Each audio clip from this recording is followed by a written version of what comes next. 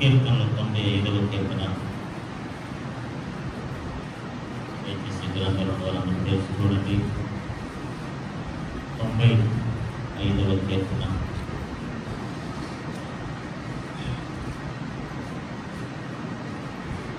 ఎనిమిదవ వచనము, 9వ వచనం, 10వ వచనాన్ని మనం చదువుకున్నాం. దయచేసి అందరూ తీసారండి. కీర్తన 95, 8, 9, 10 వచనాలు మనం చదువుకున్నాం. అరణ్యమందు మెరీబా యొద్ద మీరు కఠినపరుచుకున్నట్లు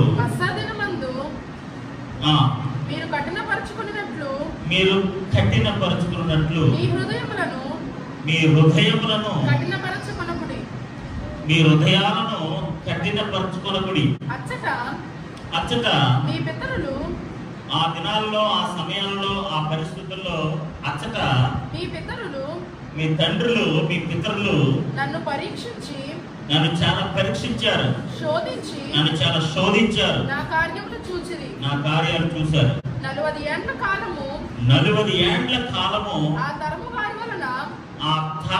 వారి వలన నేను విసిగిపోయాను. వారి హృదయమున తప్పిపోవు ప్రజలు, జాగ్రత్తగా వినండి, వారి హృదయమున తప్పిపోవు ప్రజలు, వారి హృదయములో తప్పిపోయిన ప్రజలు, వారు నా మార్గములు తెలుసుకొనలేదని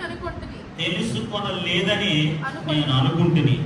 కావున నేను కోపించాను, మీరెన్నడూ కూడా నా విశ్రాంతిలో ప్రవేశింపకూడదని ప్రమాణము చేసి. హల్లెలూయా, హల్లెలూయా. 3 దినాల ఉపవాస ప్రార్థనలో మన జీవితాల్లో ఏదో ఒక ఆధ్యాత్మిక కార్యం జరగాలి. ఉపవాస ప్రార్థన దేవుని సన్నిధిలో గడిపిన సమయం నిరర్ధకము కాకూడదు, వ్యర్థముగా పోకూడదు. క్రైస్తవ ఆధ్యాత్మికతలో ప్రతి ఆధ్యాత్మిక కార్యక్రమం వెనకాల ఒక ఆధ్యాత్మిక ఆశీర్వాదం ఉంటుంది. దేవుడు ఆధ్యాత్మిక ఆశీర్వాదాల వైపే నడిపించేవాడు. మెటీరియలిస్టిక్ గా ఎవరైనా దీవించబడతారు, వస్తుపరంగా ఎవరైనా దేవుడు దీవిస్తాడు, లోకానుసారంగా దీవించబడతారు, లోక సంబంధంగా వారు అభివృద్ధి చెందుతారు, సమస్తాన్ని సమకూర్చుకుంటారు, ఏవేవో కార్యాలు చేసుకుంటూ ఉంటారు, ఇంకా ఘనంగా చేసుకుంటూ ఉంటారు. కానీ మన ఆధ్యాత్మిక కోణంలోకి వచ్చేటప్పటికి, లేకపోతే ఆత్మీయ సహవాసంలోకి వచ్చేటప్పటికి మనం నేర్చుకోవాల్సిన ఒక ఆధ్యాత్మిక పాఠం ఏంటో తెలుసా అండి? ఆధ్యాత్మికంగా సాగిపోతున్న వారికి దేవుడు ఆత్మ సంబంధమైన ఆశీర్వాదాలే ఇస్తాడు, ఆత్మ సంబంధమైన కార్యాలే చేస్తాడు, ఆత్మ సంబంధమైన అనుభవాల గుండానే నడిపిస్తాడు, ఆత్మ సంబంధమైన వ్యక్తిగత అనుభవాల్లోంచి వాటిని పెంచి పోషిస్తాడు. కాబట్టి ఈరోజు మన ప్రార్థన జీవితంలో కానీ, ఉపవాస ప్రార్థన జీవితంలో కానీ, ఈ సహవాసంలో కానీ ఎంతవరకు మనం ఆధ్యాత్మికంగా ఎదగగలుగుతున్నాము, ఆధ్యాత్మికంగా బలపడగలుగుతున్నాము, ఆధ్యాత్మికంగా దేవుని సహవాసంలో ఉండగలుగుతున్నాము అన్నదాన్ని చాలా ప్రాముఖ్యంగా మనం గమనించాలి, గుర్తించాలి. అలా కాకపోతే ఖచ్చితంగా మనం ఫెయిల్ అయిపోయే అవకాశం ఉంది, మనం పాడైపోయే అవకాశం ఉంది, లేదా మనం వెనకం చేసే అవకాశం ఉంది, లేదా మనం పడిపోయే అవకాశం ఉంది. ఇలా చాలా నష్టాలు వాటిల్లే ప్రమాదం ఉంది. కాబట్టి క్రైస్తవ ఆధ్యాత్మికతలో ప్రాముఖ్యంగా మనం గుర్తు వేసుకోవాల్సిన విషయం ఏంటంటే, దేవుడు ఆత్మ సంబంధమైన కార్యాలు చేసే దేవుడు. హల్లెలూయా, హల్లెలూయా, హల్లెలూయా. ఈ ఉపవాస ప్రార్థనలో మరింతగా మీరు దేవుడిలో ఎదిగినట్లుగా, ఫలించినట్లుగా, ఈ ఉపవాస ప్రార్థనలో దేవుడితో సన్నిహిత సంబంధం, ఆయనతో మాట్లాడే అనుభవం, లేకపోతే ఆయనకి దగ్గరగా ఉండి సంభాషించే అనుభవం, ఆయన తాకిడి, ఆయన స్పర్శ, ఆయన మహిమ, ఆయన ప్రసన్నత, ఇలాంటి ఆత్మ సంబంధమైన విషయాలు మీరు అనుభవించారని నేను అనుకుంటున్నాను. దేవుడికి స్తోత్రం కలుగుగా. హల్లెలూయా, హల్లెలూయా. 3 రోజుల ఉపవాస ప్రార్థన ద్వారా మీకు 5 లక్షలు 10 లక్షలు కలిసి రాకపోవచ్చు, లేకపోతే ఈ ఉపవాస కూడికల ద్వారా మీకు ఏదో అవమానం జరగచ్చు, ఈ ఉపవాస కూడికల ద్వారా వస్తు సంబంధమైన ఏ మేలు మీకు జరగకపోవచ్చు, ఈ ఉపవాస కూడికల ద్వారా మీకు ఏ వస్తువులు మీరు కొనుక్కోలేకపోవచ్చు. ఈ ఉపవాస ప్రార్థన ద్వారా మీరు ఆధ్యాత్మికతలో మెట్టు పైకి ఎక్కితే చాలు. హల్లెలూయా. ప్రార్థన ఎదిగితే చాలు, వాక్యములు ఎదిగితే చాలు, సహవాసంలో బలపడితే చాలు. ఏదైనా ఒక ఆధ్యాత్మికతను లేదా ఏదైనా ఒక ఆధ్యాత్మిక అనుభవం వైపు మీరు వెళ్ళగలిగితే అది ఉపవాస ప్రార్థన ద్వారా దేవుడు చేసిన కార్యమే. హల్లెలూయా. మీ ఉపవాస ప్రార్థనకు ఫలితమే, మీ ప్రయాసకు ఫలితమే, మీ ప్రార్థనకు ఫలితమే.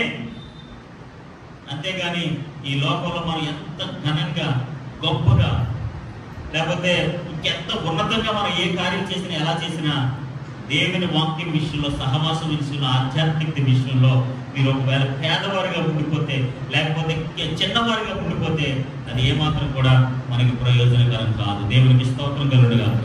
చాలా మంది ఆర్థికంగా ధనవంతులుగా ఉండొచ్చు కానీ ఆత్మీయతలు మాత్రం పేదవారుగా ఉంటారు. మేబీ ఆర్థికంగా you are very rich enough, but ఆత్మీయంగా నువ్వు ధనవంతుడిగా మార్చబడాలి. ఉపవాస కూడా మేము ఎందుకంటామంటే మీరు ఆర్థికంగా కాకుండా ఆధ్యాత్మికంగా ధనవంతులు అవ్వాలని. ఆమేన్. హల్లెలూయా.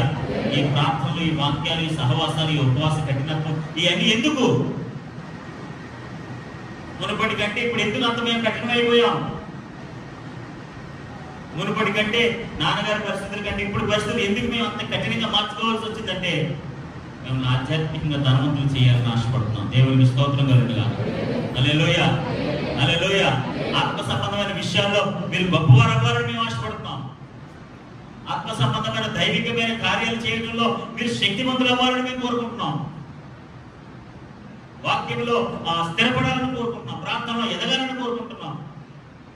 ఆత్మ సంబంధమైన ప్రతి కార్యాన్ని మీరు చేయగలిగిన శక్తివంతులుగా మార్చబడాలి అని మేము కోరుకుంటున్నాం. దేవునికి స్తోత్రం కలుగునుగా. హల్లెలూయా. కాబట్టి దేవుని బిడ్డలారా, ఈ ఉపవాస ప్రార్థనలో మేము కోరుకునేది ఏంటంటే ఏదో ఒక ఆధ్యాత్మిక కార్యము లేదా అనుభవం మీ జీవితంలో జరగాలి. ఏదో ఒక ఆధ్యాత్మిక పెరుమార్పు మనలో సంభవించాలి. ఏదో ఒక ఆధ్యాత్మిక సహవాసంలో మనం ఫలించాలి. అలా అయితేనే ఈ ప్రార్థనలకు ప్రయోజనం ఏదో ఒకటి జరుగుతుంది. అంతేకాకుండా ప్రతి సంవత్సరం హాస్పిటల్ అడగాలి. మామూలుగా 300 రూపాయలు మనం పడితే సరిపోతాయి, ఏదో లాస్ట్ రోజు పూట ఉపాసం ఉంటే సరిపోతాయి అని ఎవరైతే తేలిగ్గా అశ్రద్ధగా తీసుకుంటారో వాళ్ళు ఎన్ని సంవత్సరాలైనా అలాగే ఉంటారు. ఆ 300 దగ్గర ఉంటారు, ఆ పూట ఉపాసం దగ్గరే ఉంటారు, లేకపోతే ఆ ఆలోచనలు బట్టి అక్కడే ఉంటారు. ఈరోజు ఉపవాసం అనేది ఎంత ప్రాముఖ్యమైనది అంటే తెలుసా అండి? సమస్తము విడిచిపెట్టి మన వ్యాపారాన్ని, మన ఉద్యోగాన్ని, మన పరిస్థితులను, మన ప్రాముఖ్యతలను సమస్తాన్ని విడిచిపెట్టి కేవలం దేవుని సన్నిధిలో ఉండి దేవునితో సహవాసం చేయడం. దేవునికి స్తోత్రం కలుగునుగా. హల్లెలూయా. శక్తికి మించి ఆహారం ఉన్నా, అన్నీ ఉన్నా సరే అవన్నింటినీ విడిచిపెట్టి దేవుని సన్నిధిలో గడిపే భాగ్యము. ఆమేన్. హల్లెలూయా. హల్లెలూయా. అలాంటి ఉన్నతమైన భాగ్యము మనం చేస్తున్నప్పుడు, అలాంటి ఉన్నత భాగ్య కార్యక్రమాలు మీరు పాలుభాగస్తులై ఉన్నప్పుడు ఖచ్చితంగా ఆ ప్రయాసం తగిన ప్రతిఫలాన్ని మీరు చూడాలి. దేవునికి స్తోత్రం కలుగునుగా. హల్లెలూయా. ఆ ప్రయాస తగిన ఫలాన్ని మీరు పొందుకోవాలి. ఆత్మలో ఒక మనశ్శాంతి రావాలి, ఆత్మలో ఒక ఆనందం కలగాలి. ఈ సంవత్సరం ఈ కూటాల ద్వారా నేను ఈ మేలు పొందుకున్నాను, అది ప్రార్థన ద్వారా నేను మేలు పొందుకున్నాను, ఈ వాక్యం నన్ను తాకింది, లేదా ఈ సహవాసం నన్ను దర్శించింది, అలాంటి టైంలో నేను ప్రార్థన చేస్తుండగా దేవుడు నన్ను తాకినట్టు అనిపించింది. ఇలాంటి ఆధ్యాత్మిక విషయాల్లో మనం ఎదగగలిగితే, ఫలించగలిగితే ఖచ్చితంగా దేవుడు ఇంకా గొప్ప కార్యాలు చేస్తాడు. దేవునికి స్తోత్రం కలుగునుగా. హల్లెలూయా. హల్లెలూయా. హల్లెలూయా. కాబట్టి దేవుని బిడ్డలారా, చదవబడిన వాక్య భాగంలో గత 3వ రోజుని నేను చెప్దామని ప్రారంభించిన వాక్య భాగం ఇది. దాన్ని కొద్దిసేపు నేను మాట్లాడి నేను ముగించాలని ఆశపడుతున్నాను. దేవుడికి స్తోత్రం కలుగునుగా. ఇక్కడ ఇశ్రాయేలు ప్రజలు మనందరికీ తెలిసిన వారు, బాగుగా ఎరిగిన వాళ్ళము. ఇశ్రాయేలు చరిత్ర చాలా పెద్ద చరిత్ర. ఎన్ని రోజులు చదివినా, ఎన్ని సంవత్సరాలు చదివినా తరగని ఆధ్యాత్మిక పాఠాలతో నిండిపోయిన చరిత్ర ఇశ్రాయేలు చరిత్ర. బైబిల్ గ్రంథంలో అత్యంత ప్రాముఖ్యమైన చరిత్రలో ఇజ్రాయేల్ చరిత్ర నిలిచిపోతుంది, అందులో నో డౌట్. కాబట్టి ఇశ్రాయేలు చరిత్ర కోసం నేను చెప్తూ, ఇశ్రాయేలు గురించి నేను మాట్లాడుతూ ఏం చెప్తున్నానంటే, ఇశ్రాయేలు ప్రజలు దేవుని విషయంలో చాలా ఉన్నతమైన వారు. వారి పట్ల దేవుని ప్రణాళిక చాలా ఉన్నతమైంది. వారి పట్ల దేవుడు కలిగి ఉన్న ఆలోచన చాలా శ్రేష్టమైంది. కానీ ఆ ప్రజలు వారి హృదయాలను సంపూర్ణంగా దేవునికి ఇవ్వలేకపోయారు. కానీ వారి హృదయాలు దేవునికి ఇష్టమైన హృదయాలుగా మార్చుకోలేకపోయారు. అందుకే మీరు చదివిన వాక్య భాగంలో 10వ వచనంలో ఆ తరము వారి వలన నేను విసిగి వారి హృదయమున తప్పిపోవు ప్రజలు, వారి హృదయమున తప్పిపోవు ప్రజలు, వారి హృదయములో, వారి ఇన్నర్ లైఫ్ లో వాళ్ళు ఎవరో తెలుసా? తప్పిపోయిన వారు, విడవబడిన వారు, దూరమైపోయిన వారు, మార్గాన్ని, సంకల్పాన్ని, వాగ్దానంలో వీటన్నింటిలో తప్పిపోయిన వారు. తప్పిపోవడం అంటే ఎంత ప్రమాదం అంటే మామూలు ప్రమాదం కాదు.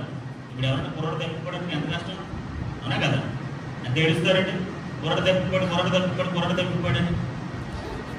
అలాంటిది వాడు ఎక్కడ తప్పిపోయాడు తెలుసా? హృదయమున, ఇన్ దేర్ హార్ట్ వాళ్ళు తప్పిపోయారు. ఎందుకు వారు హృదయంలో తప్పిపోయారంటే వారు హృదయములు కఠినముగా ఉన్నాయి.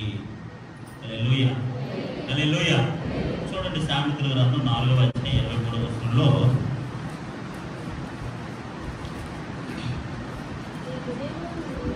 సామెతల గ్రంథము 4వ అధ్యాయము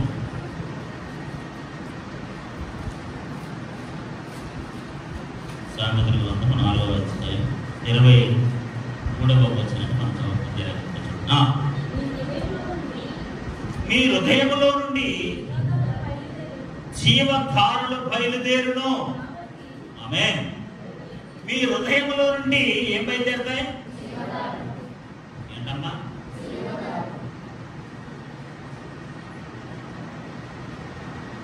జీవధారులు. ఒక ఆయన హృదయాన్ని ఒక తోటతో పోల్చాడు. It's like a garden. ఒక తోట, ఒక అందమైన తోట, ఫలవంతమైన ఒక తోట. ఏంటది? హృదయాన్ని ఒక తోటతో పోల్చాడు భక్తుడు. మీరు ఏ విత్తనాలు అయితే హృదయంలో నాటుతారో, మంచి విత్తనాలు నాటితే మంచి ఫలాలు వస్తాయి. మంచి విత్తనాలు నాటితే మంచి ఫలాలు వస్తాయి. ఈ హృదయం అనే తోటలో ఎవరైతే మంచి విత్తనాలు నాటుతారో మంచి చెట్లు ఎదుగుతాయి, మంచి వృక్షాలు ఎదుగుతాయి. మంచి చెట్లు ఫలించినప్పుడు మంచి ఫలాలు వస్తాయి. హల్లెలూయా. ఈ హృదయం అనే తోటని నువ్వు ఎలా పడితే అలా వదిలేసి, ఎలా పడితే అలాగ దాన్ని వదిలేసి, ఎలా పడితే దాన్ని అలాగా పట్టించుకోకుండా ఇష్టానుసారంగా నానా విత్తనాలన్నీ జల్లితే కలుపు మొక్కలు, చెత్త మొక్కలు, పనికిరాని మొక్కలు అన్నీ కూడా నాటబడతాయి. అందుకే చూడండి 24వ అధ్యాయంలో, సామెతలు 24వ అధ్యాయం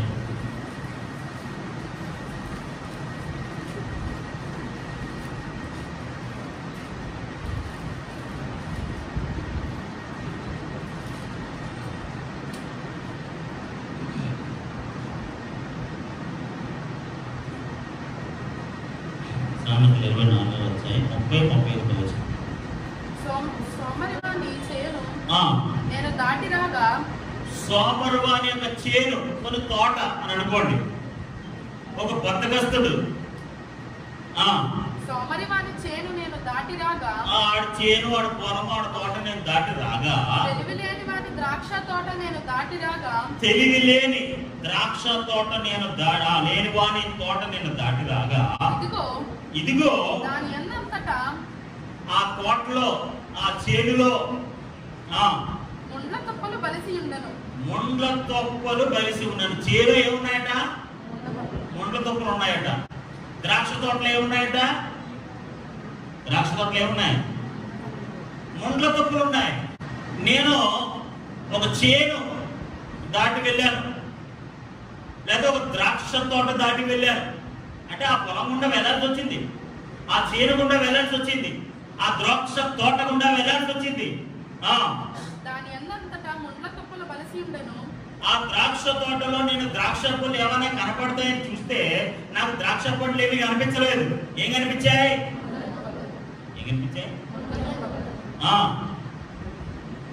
దూలగొండు దాన్ని కప్పి ఉండెను. దాని రాతి గోడ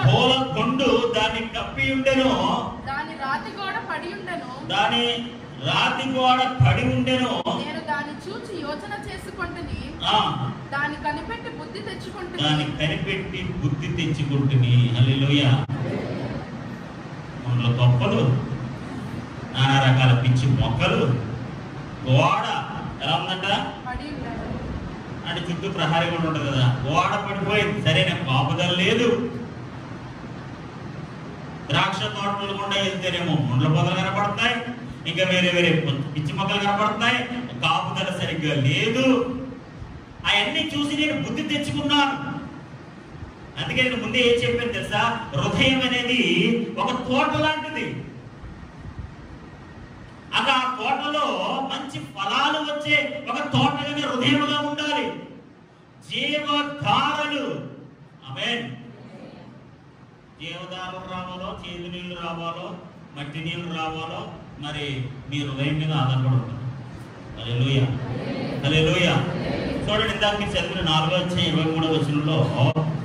నీ హృదయం నుండి జీవధారలు బయలుదేరును. కాబట్టి అన్నిటికంటే ముఖ్యముగా నీ హృదయం నుంచి జీవధారలు బయలుదేరుతాయి కదా.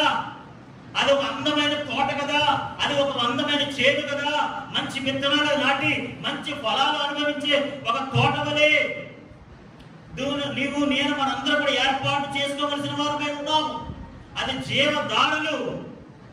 జీవం అంటే ఏం తెలుసంటే లైఫ్. నేను ఇచ్చే నీళ్లు తాగేవంటే నువ్వు ఎన్నటికీ తగ్గుకోవని చెప్పాడు యేసు ప్రభువు. Living water. హృదయంలో నుండి జీవధారలు వస్తాయట. మరి మీ హృదయంలో జీవం వస్తే నాకు తెలియదు. మత్తయి సువార్తలో మీరు చదువుతారు కదా, హృదయం నిండిన దాన్ని బట్టే మీ హృదయంలో ఏది ఉంటే అది ఎప్పటికప్పుడు పెట్టుకొచ్చారు. ఇప్పుడు కదా తర్వాత వచ్చారు. మన హృదయంలో ఏది ఉంటే అది ఒక వ్యక్తి మీద ద్వేషం కావచ్చు, ఒక వ్యక్తి మీద ప్రేమ కావచ్చు, ఒక వ్యక్తి మీద అయిష్టం కావచ్చు, లేకపోతే ఇంకేదేదైనా కావచ్చు. మీ హృదయంలో ఏది ఉన్నా సరే ఒక రోజున బయటికి వస్తుంది. ఇక్కడ సామెతల గ్రంథంలో ఈ భక్తులైన సొలొమోను చాలా ఉన్నతమైన సూక్తులు రాశాడండి.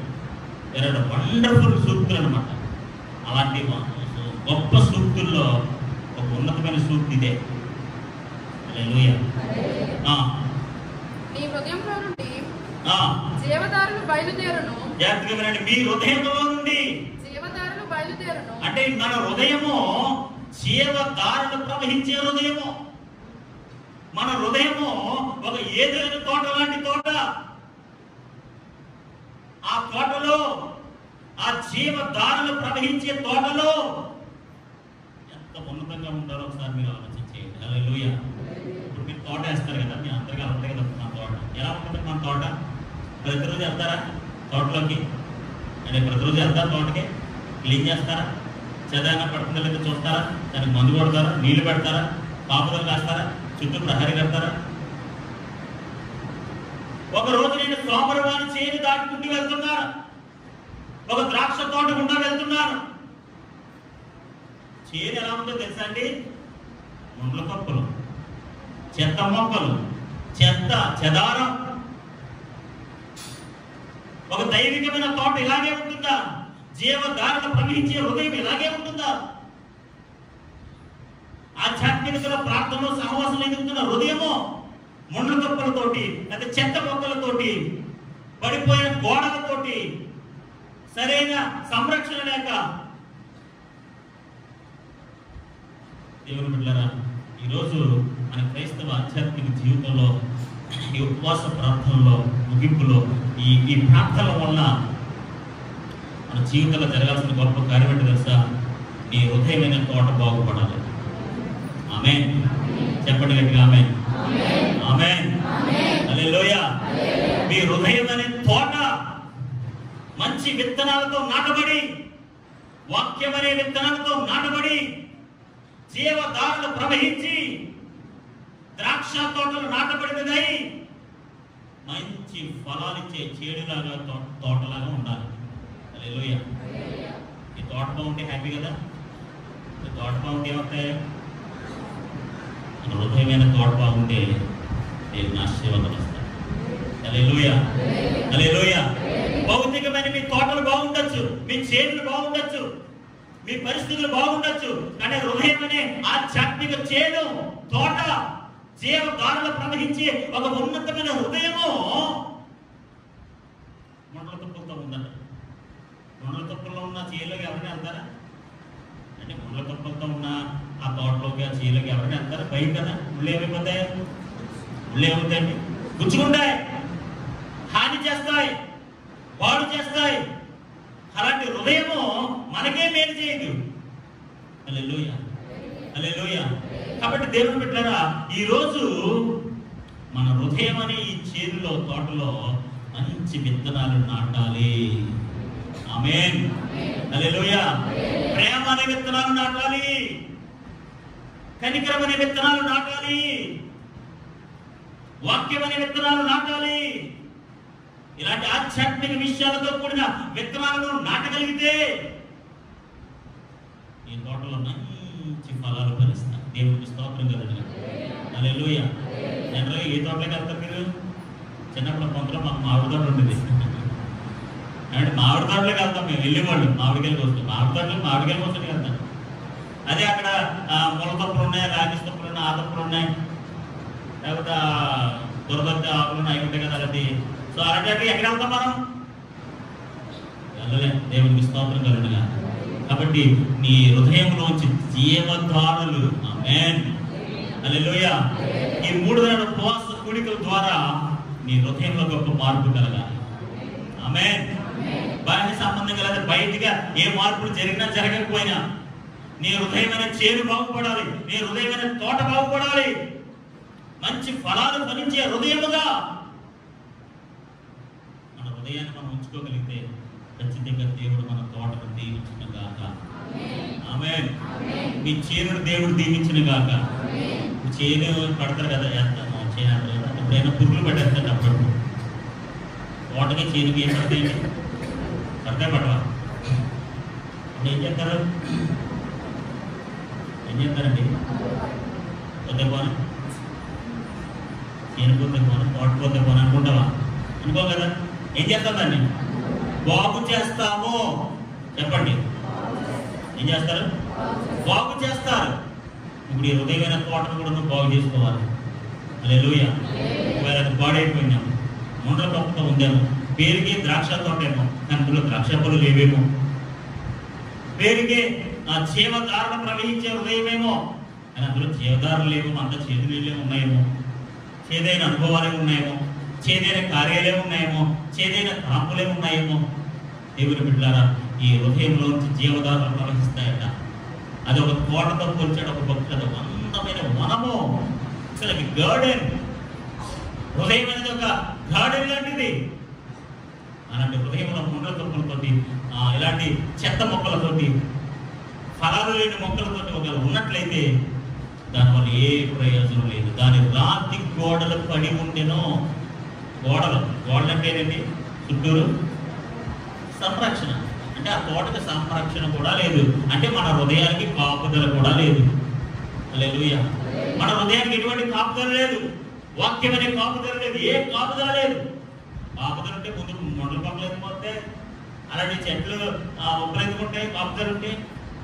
కాబట్టి దేవుని బిడ్డలారా, ఇక్కడ చూసిన వాక్య భాగంలో జీవధారలు బయలువెళ్ళను, అందుచేత జాగ్రత్తగా వినండి, అన్నిటికంటే ముఖ్యముగా కాబట్టి మీ హృదయంలోంచి జీవధారలు ప్రవహిస్తాయి కాబట్టి, అది అందమైన తోట కాబట్టి, మంచి ఫలాలు ఫలించే గార్డెన్ కాబట్టి, అందుచేత కాబట్టి అన్నిటికంటే ముఖ్యంగా జాగ్రత్తగా వినండి. అన్నిటికంటే ముఖ్యంగా అంటే దాని అర్థం ఏంటి?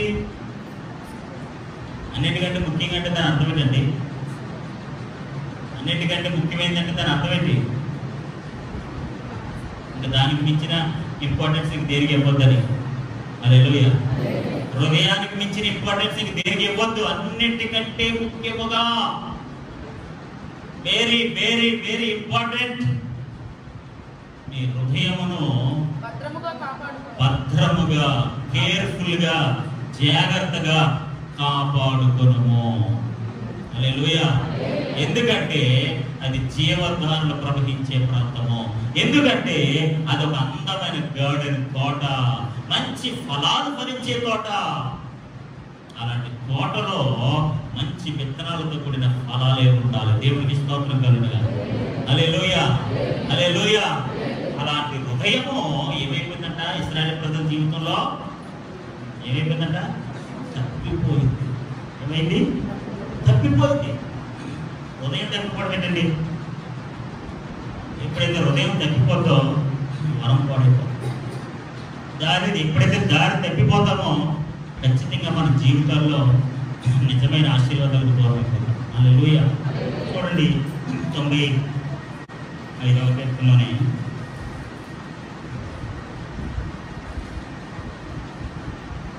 ఒకసారి అరణ్యమందు మెరీబా యొద్ద మీరు కఠినపరచుకొనినట్లు పశ్చాదినమందు మీరు కఠినపరచుకొనినట్లు మీ హృదయములను కఠినపరచుకొనుకుడి. మీ హృదయములను కఠినపరచుకోకండి. ఆమేన్. ఈరోజు గొప్ప సత్యం ఏంటో తెలుసా అండి? లోకస్తుల కన్నా క్రైస్తవ హృదయాలు కఠినంగా ఉంటాయి. తెలుసండి కదా? ఎవరి హృదయం కఠినంగా ఉంటుందంటే వాళ్ళకన్నా మందే కఠినంగా ఉంటుంది. ఓల్డ్లీ పీపుల్ కన్నా గాడ్లీ పీపుల్దే హృదయం చాలా కఠినమైన హృదయం. ఎందుకంటే వాళ్ళు సరిగ్గా దేవుని ఆరాధించరు, దేవుని సన్నిధిలో ఆనందించరు, దేవుని మంచితనాన్ని గుర్తించరు, దేవుని ప్రేమను అర్థం చేసుకోరు, దేవుని కార్యాలను సరిగ్గా పట్టించుకోరు. ఎవరైతే దేవుని పరిపూర్ణంగా ఆరాధించరో, దేవుని వాక్యాన్ని లెక్క చేయరో, దేవుని సహవాసాన్ని పట్టించుకోరో, దేవుని యొక్క గొప్పతనాన్ని, మంచితనాన్ని, ప్రేమని, కనికరాన్ని అర్థం చేసుకోరో, ఘనతను, మంచితనాన్ని అర్థం చేసుకోరో, ఖచ్చితంగా వారి హృదయాలు కఠినమైపోతాయి. ఇప్పుడు ఇశ్రాయేలు ప్రజల జీవితంలో దేవుడు ఎన్ని గొప్ప కార్యాలు చేసినా ఒక సందర్భం వచ్చినట్టు వాళ్ళు ఏమైపోతారట? కఠినమైపోతున్నారు. వారి హృదయాలు కఠినమైపోతున్నాయి. వారి హృదయంలో వారు దారి తప్పిపోతున్నారు. ఖచ్చితంగా దేవుని బిడ్డలారా, ఈరోజు మన హృదయాలు కఠినంతో కాక కనికరంతో నింపబడాలి. హల్లెలూయా. హల్లెలూయా. ఎందుకంటే కఠినమైన హృదయాన్ని దేవుడు ఒప్పుకోడు. అందుకని అంటారు కదా, అక్కడ మీరు చదువు వాక్య భాగంలో మరొకసారి చదవండి. మీ పితరులు నన్ను పరీక్షించి శోధించి మీ హృదయములను కఠినపరచుకోకుండా అసలు మీ పితరులు నన్ను పరీక్షించి శోధించి నా కార్యాలు చూశారు. 40 ఏండ్ల కాలము ఆ తరము వారి వలన నేను విసిగి వారి హృదయమున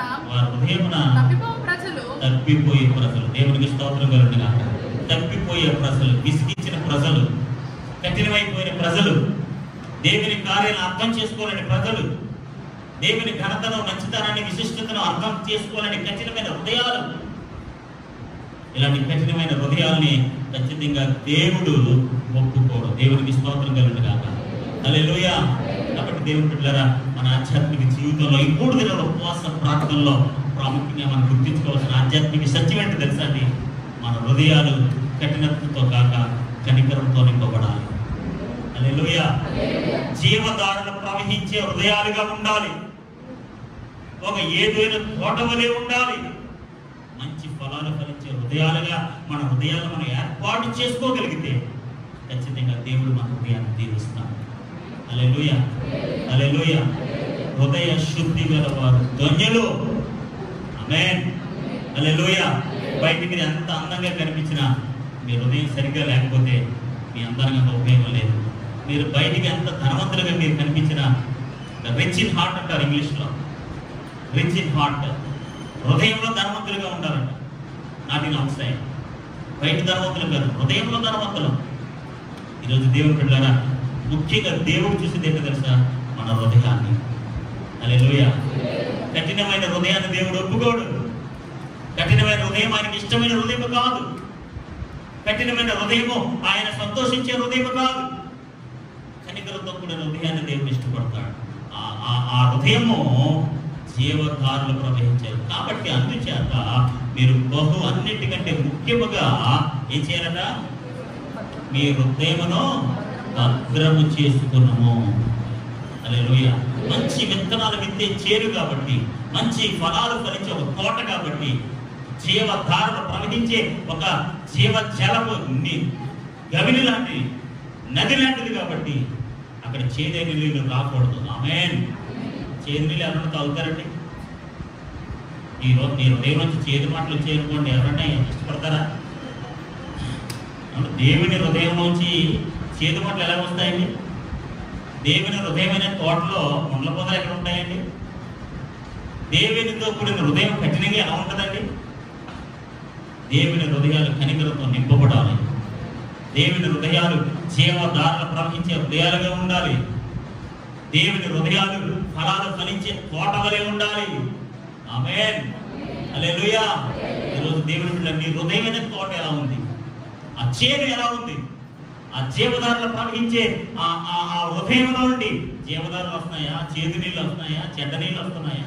ఎలాంటి నీళ్ళు వస్తున్నాయి అని ఒకసారి నీ హృదయాన్ని పరిశీలన చేసుకుని, నీ హృదయం సరిగ్గా లేకపోతే ఈ 3 దినాల ఉపవాస ప్రార్థనలు ఎంత చేసినా, ఏమి చేసినా, ఎన్ని ప్రార్థనలు చేసినా, ఎన్ని కార్యక్రమాలు చేసినా, దేవుడి కొరకు ఎన్ని కోటాలు ఎట్టినా, ఎన్ని పీఠాలు ఎట్టినా, ఎన్ని కానుకలు ఇచ్చినా, నీ హృదయం సరిగ్గా లేకుండా ఆ వనము తోట ముండ్ల పొదలతో, లేకపోతే ఇంకా రక్కిసి మొక్కలతో గోడ పడిపోయి ఇలాంటి రకరకాలుగా ఉంటే దేవుడు ఏ మాత్రం కూడా హృదయాన్ని లెక్క చెయ్యడు.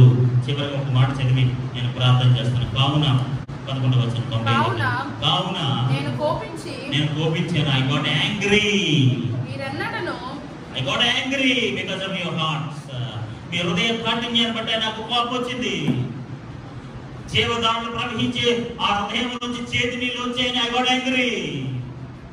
ఒక మంచి వనమని తోట, మంచి ఫలాలిచ్చే ఆ హృదయం అనే చేడులో తోటలోంచి ముండ్ల పొదలు, లేదా ఇంకా వేరే వేరే మొక్కలు, లేకపోతే గోడ పడిపోయిన స్థితి, ఇలాంటి చాలా అసభ్యంగా ఉంటే I got angry. నాకు కోపం వచ్చింది. ఎప్పుడైతే మన హృదయాలు చెడిపోయిన హృదయాలుగా ఉంటాయో దేవుడికి కోపం వస్తుంది. దేవుడికి స్తోత్రం కలుగును గాక. ఈ హృదయ కాఠిన్యం మన దేవుడిని విసిగించేశారంట. వారి హృదయాలు కఠినమైపోయాయంట. దేవుని బిడ్డలారా, దేవుని బిడ్డల యొక్క హృదయాలు ప్రేమతో నింపబడాలి, కనికరంతో నింపబడాలి, జాలి, దయ వీటితో నింపబడాలి. మన ఉపవాస ప్రార్థనల ఫలితం ఏంటో తెలుసా? హృదయాలు వనములుగా మార్చబడాలి. హల్లెలూయా. హల్లెలూయా. మంచి వనాలుగా మార్చబడాలి, మంచి తోటలుగా ఉండాలి, మంచి ఫలాలిచ్చే వనముల తోటల చేడుగా ఉండగలిగితే దేవుడు నిజంగా మన యొక్క హృదయాలని వనాలను బట్టి సంతోషిస్తాడు. కానీ ఇశ్రాయేలు ప్రజలను బట్టి, హృదయ కాఠిన్యాన్ని బట్టి, హృదయంలో తప్పిపోయే విధానాన్ని బట్టి ఆయనకి ఏమొచ్చిందంట? కావున నేను కోపగించి. హల్లెలూయా. హల్లెలూయా. దేవుడి కోపం వస్తే ఎలా ఉంటుంది తెలుసా? తోటలోకి ఏంటంటాడు? దేవుడి కోపం వస్తే ఎలా ఉంటుందండి? మనుషులకి కోపం వస్తే ఎలా ఉంటుంది? మనుషులకి కోపం వస్తుందా? మరి దేవుడి కోపం వస్తే? మనుషుల కోపానికి ఎంత రిజల్ట్ ఉంటే దేవుడి కోపానికి ఇంకెంత రిజల్ట్ ఉండాలి? నేను కోపించి మీరెన్నడూ కూడా నా విశ్రాంతిలో ప్రవేశించకూడదని ప్రమాణము చేసితిని. I got a promise. నేను ఒక తీర్మానం తీసుకున్నాను, మీరు ఎప్పటికీ నా విశ్రాంతిలోకి ప్రవేశించరు. విశ్రాంతి అంటే దేవుడిచ్చే గొప్ప భాగ్యము. హల్లెలూయా. హల్లెలూయా. విశ్రాంతిని పోగొట్టుకుంటావా? ఆ సమాధానాన్ని పోగొట్టుకుంటావా? ఆ నెమ్మదిని పోగొట్టుకుంటారా? ఆ సహవాసాన్ని పోగొట్టుకుంటారా? దేవుడి కోపం వస్తేనట ఏం చేశాడు తెలుసా? మీరు ఎప్పటికీ కూడా నా విశ్రాంతిలోనికి ప్రవేశించారు. నా విశ్రాంతి మాత్రం బాగా గుర్తుపెట్టుకోండి. ఇంక ఎన్నడూ కూడా మీరు నా విశ్రాంతిలోనికి ప్రవేశించరు అని నేను ప్రమాణం చేస్తున్నాను. దేవుడు కఠినమైన హృదయాల పట్ల తీసుకున్న తీర్మానం ఇది. ఒకవేళ నిజంగా వారు హృదయ కాఠిన్యం లేక నిరీబాలు కానీ మసాలా కానీ ఎక్కడైనా సరే వాడు దేవుడిని స్తుతించి ఐగుప్తు నుంచి బయటకు తీసుకొచ్చిన దేవుడు, ఎర్ర సముద్రాన్ని దాటించిన దేవుడు, మన్నానిచ్చిన దేవుడు మాకు ఖచ్చితంగా సహాయం చేస్తాడు. మేము ఆయన పట్ల మాకు విశ్వాసం ఉంది, నమ్మకం ఉంది. మా హృదయాలు ఎప్పుడు ఆయన స్తుతిస్తాయి, మా హృదయాలు ఎప్పుడు ఆయన ఆరాధిస్తాయి, మా హృదయాలు ఎప్పటికీ సంతోషమే ఉంటుంది. మా హృదయాల్లో మా విశ్వాసంతో నింపబడతాయి, నిరీక్షణతో నింపబడతాయి. మా హృదయాల్లో ఎవరి మీద సొనుగు కానీ సొనుగుకుని మీరు నిర్మాకాండ 17వ అధ్యాయం అక్కడ మీరు చదివితే మోసే మీద సొనుక్కున్నారంట, కొనుక్కున్నారంట. హృదయ కాఠిన్యం కలిగిన మనం జబ్బు పెట్టదంటే సొనుక్కోవడమే. దానికి స్థుతించడం రాదు. ఇంకా స్థుతించకపోతే ఇంక సొనుగేప్పుడు. నీ హృదయ కాఠిన్యం పోవాలంటే నువ్వు దేవుణ్ణి స్తుతించడమే. ఆమేన్. హల్లెలూయా, హల్లెలూయా. నువ్వు ఎప్పుడైతే దేవుణ్ణి స్తుతిస్తావో ఇంక నీ జీవితంలో సొనుగు ఉండదు, ఇంక స్తుతులే ఉంటాయి. హల్లెలూయా. హృదయ కాఠిన్యం పోయి దేవుని స్తుతించే హృదయాలుగా మార్చబడాలి. హల్లెలూయా. సొనుగులు గొనుగులు పోవాలి. ఇశ్రాయేలు ప్రజలు మోసే మీద సొనుక్కుండ్రి, కొనుక్కుండ్రి. మమ్మల్ని అరణ్యంలో సాపడానికి తీసుకొచ్చావని సొనుక్కుండ్రి, ఐగుప్తులోంచి ఎందుకు తీసుకొచ్చావని సొనుక్కుండ్రి, మన్నా ఎందుకు సరిగా లేదని సొనుక్కుండ్రి, మంచినీళ్ళు లేవని సొనుక్కుండ్రి. అన్నింటికి సొనుక్కోవడమే. ఎప్పుడైతే నీ హృదయంలో ఉన్న కఠినత్వం పోతుందో ఇంక నీకు సొనుగులే ఉండదు. ఆమేన్. హల్లెలూయా, హల్లెలూయా, హల్లెలూయా, హల్లెలూయా. సొనుగులు ఉండవు. దేవుని బిడ్డలారా, మీ హృదయాలు వనముగా ఉండాలంటే, ఒక తోటలా ఉండాలంటే, జీవదారులు ప్రవహించే తోటలా ఉండాలంటే మీ హృదయంలో ఉన్న సొనుగులు ఇప్పుడే తీసేయండి. ఈ 3 దినాల ఉపవాస ప్రార్థన మీకు ఫలితం దొరుకుతుంది. హల్లెలూయా. మీరు చేసిన ప్రార్థనకి రిజల్ట్ వస్తుంది. మీరు అడిగిన ప్రతి ప్రార్థనకి జవాబు దేవుడిస్తాడు. ఈరోజే ఆ కఠినత్వాన్ని తీసివేయండి, ఆ సొనుగులు తీసివేయండి, ఆ ముండ్ల తప్పులు తీసివేయండి, ఆ పడిపోయిన గోడలను బాగు చేయండి, ఆ తప్పులను తీసేయండి. ఎందుకంటే అక్కడ జీవధారలు ప్రవహించాలి. హల్లెలూయా, హల్లెలూయా. జీవధారలు ప్రవహించాలి అక్కడ. అలాంటి జీవధారలు ప్రవహించే హృదయంలో నుండి సొనుగులు ఎలా వస్తున్నాయి, చెడ్డ నీళ్ళు ఎలా వస్తున్నాయి, చేదు నీళ్ళు ఎలా వస్తున్నాయి, ముండ్ల తప్పులు ఎలా వస్తున్నాయి, ద్రాక్ష తప్పుల బదులు ముండ్ల తప్పులు ఎలా వస్తున్నాయి, గోడలు ఎలా పడిపోతున్నాయి. ఎందుకంటే నీకు హృదయం మీద శ్రద్ధ లేదు. హల్లెలూయా, హల్లెలూయా. కాబట్టి దేవుని సన్నిధిలో ఈ దినం మనం నేర్చుకోవాల్సిన ఆధ్యాత్మిక పాఠం ఏంటో తెలుసా? ఈ 3 దినాల ఉపవాస ప్రార్థన ద్వారా మన హృదయాలు స్తుతించే హృదయాలుగా, జీవదారులు ప్రవహించే హృదయాలుగా, ఒక అందమైన ఫలవంతమైన తోట వలె మన హృదయాన్ని దేవుడు మార్చునుగాక. ప్రార్థన చేస్తున్నాం. పరిశుద్ధుడైన తండ్రి, నీకు స్తోత్రం, స్తోత్రం. అందరూ చక్కగా మోకరించండి, అందరూ చక్కగా మోకరించండి, అందరూ చక్కగా మోకరించండి. ప్రార్థన చేయండి. ప్రభువా, నా హృదయం ఎలా ఉంది? మీరు నాతో స్ఫూర్తిగా మాట్లాడారు ప్రభు. సహోదరి సహోదర, నీ హృదయం కోసం ఎవరికీ తెలియదు. దేవుడు మాత్రం హృదయ రహస్యములు ఎరిగిన వాడు, హృదయ రహస్యములు ఎరిగిన వాడు. ఖచ్చితంగా నీ హృదయంలో ఉన్న రహస్యాన్ని చూస్తున్నాను. నీ హృదయంలో పండ్ల తప్పులు ఉండకూడదు, నీ హృదయంలో పాడైపోయిన చెట్లు ఉండకూడదు, పనికి మారిన చెట్లు ఉండకూడదు. నీ ప్రాకారాలు బలంగా ఉండాలి, పడిపోయిన గోడలా ఉండకూడదు. ఎందుకంటే జీవదారులు ప్రవహించే హృదయం అది. అన్నింటికంటే ముఖ్యముగా జాగ్రత్తగా చూసుకోమని చెప్తున్నాడు. హృదయ కాఠిన్యము దేవునికి ఇష్టము లేని విషయము.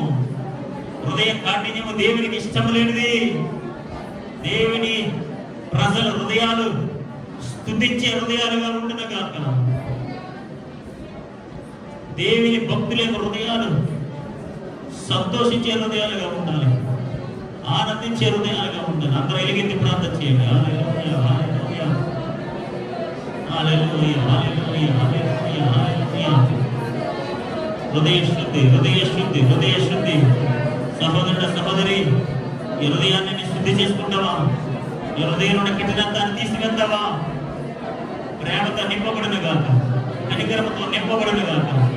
హల్లెలూయా, హల్లెలూయా. నీ హృదయం ప్రేమ హృదయముగా మార్చబడాలి, కనికరం కలిగిన హృదయముగా మార్చబడాలి, సమాధానం కలిగిన హృదయంగా మార్చబడాలి, అనేకులను ప్రేమించే హృదయముగా ఉండాలి. జీవదారులు, జీవదారులు. హల్లెలూయా, హల్లెలూయా, హల్లెలూయా, హల్లెలూయా, హల్లెలూయా, హల్లెలూయా, హల్లెలూయా, హల్లెలూయా. తండ్రి నీకు స్తోత్రం, తండ్రి నీకు స్తోత్రం, తండ్రి నీకు స్తోత్రం, తండ్రి నీకు స్తోత్రం.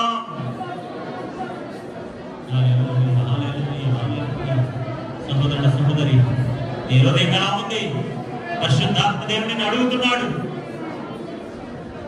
పరిశుద్ధాత్మ దేవుడిని ప్రేరేపిస్తున్నాడు. నీ హృదయం జీవధారలు ప్రవహించే హృదయం, చెత్త చెదారు తీసివేయండి. హృదయ కాఠిన్యములను కీడులో పడిపోతావు, పాపంలో పడిపోతావు, చీకటిలో పడిపోతావు. హృదయ కాఠిన్యము వద్దు, హృదయ కాఠిన్యము వద్దు, హృదయ కాఠిన్యము వద్దు. కనికరం నింపబడాలి, ప్రేమ నింపబడాలి, దయా గుణము నింపబడాలి. ప్రభువానికి స్తోత్రం, స్తోత్రం, స్తోత్రం, స్తోత్రం. ప్రేమగల తండ్రి, కృప కలిగిన మా ప్రభువానికి స్తోత్రం. ఈ మధ్యాహ్న కాల సమయంలో మీరు నాతో మాతో మా అందరితో మాట్లాడడానికి వందనాలు. యేసు నామములో మా హృదయములు జీవధారలు ప్రవహించే హృదయాలుగా మార్చబడునుగాక, ఒక అందమైన తోటలుగా మార్చబడునుగాక, ఫలవంతమైన తోటలుగా మార్చబడునుగాక, ప్రయోజనకరమైన వనములే ముందులుగాక, అనేకులకు సంతోషం ఇచ్చే ఒక వనములా ముందులుగాక. ముండ్ల తప్పులు తీసేయండి, పనికి మన చెట్లు తీసివేయండి, పడిపోయిన గోడలు తిరిగి కట్టండి ప్రభువా. చేదు నీళ్ళు రాకూడదయ్యా, జీవధారలు రావాలి ప్రభు. అలాంటి హృదయాలుగా, కనికరమ కలిగిన హృదయాలుగా, స్తుతించే హృదయాలుగా, సంతోషించే హృదయాలుగా, నీ మహిమను, నీ ఘనతను, నీ మంచితనాన్ని అర్థం చేసుకునే హృదయాలుగా ఆ హృదయాలు ఉండాలి ప్రభు. సొనుగు ఉండకూడదు ప్రభు, గొనుగులు ఉండకూడదు ప్రభు. ప్రేమ ప్రేమ ప్రేమ ప్రేమతో నింపబడుగాక. హల్లెలూయా, హల్లెలూయా. ప్రభువానికి స్తోత్రం. నేను ఎక్కడ అతిక్రమము అక్రమం విస్తరించను అక్కడ ప్రేమ చల్లారిపోద్దని చెప్పారు ప్రభు. మా హృదయంలో ప్రేమ చల్లారిపోయిందేమో ప్రభు. తిరిగి రేపటి ప్రభు, రేపటి ప్రభు. మా హృదయంలో చేదు నీళ్ళు వస్తున్నాయేమో ప్రభు, బాగు చేయండి అయ్యా. మా హృదయమైన వరాన్ని బాగు చేయండి అయ్యా. నీ వాక్యముతో కడగండి అయ్యా, నీ ఆత్మతో కడగండి అయ్యా. సహాయం చేయండి ప్రభువానికి వందనాలు. ప్రతి హృదయాన్ని మీరు దర్శించండి, ప్రతి హృదయాన్ని మీరు దర్శించండి. నేను మహింపరచండి. యేసు పరిశుద్ధ నామమున తండ్రి, ఆమేన్.